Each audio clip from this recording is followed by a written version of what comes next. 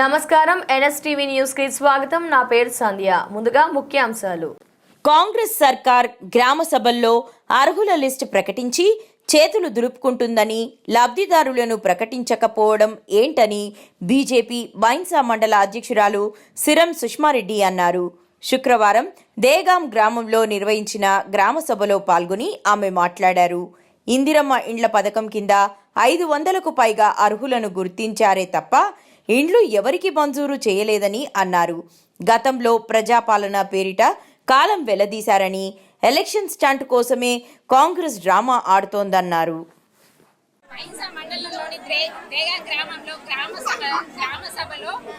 అంటే వాళ్ళు ఎట్లా చేసిందంటే కాంగ్రెస్ గవర్నమెంట్ లబ్ధిదారులకు ఇవ్వలేరు, ఖచ్చితంగా ఓట్లు జాబితాలో ఇవ్వడం జరిగింది. అంటే అందరూ గొడవ పడతారని శాంతించాలని 500 పేర్లు ఇప్పుడు చెప్పిండు. ఇందిరమ్మ ఇల్లు ఇస్తారు, అందులోకి ఇచ్చి మా వాళ్ళు ఒక్కళ్ళే బిల్లు ఇయ్యగలుగుతారా? అబద్ధాల పుస్తకాల కాంగ్రెస్ ప్రభుత్వం ఇది.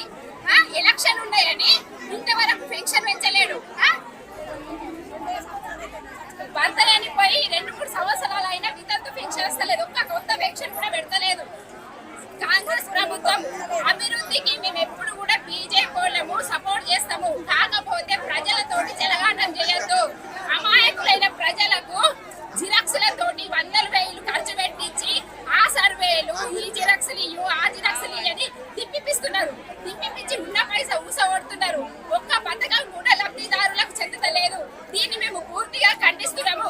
మహిళలకు 22,500 పెన్షన్ ఇస్తున్నారు, ఇప్పటి వరకు ఇయ్యలేదు.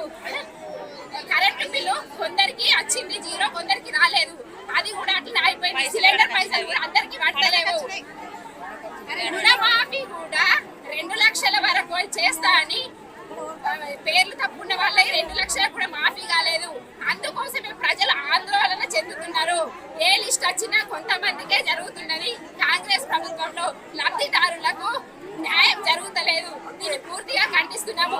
మా ముదోల్ నియోజకవర్గంలోని మా పవర్ రామారావు పటేల్ ఆధ్వర్యంలో దీన్ని పెద్ద ఎత్తున లబ్ధిదారులకు అందజేయకుంటే పెద్ద రస్తారోక వేసి ధర్నాలు చేస్తామని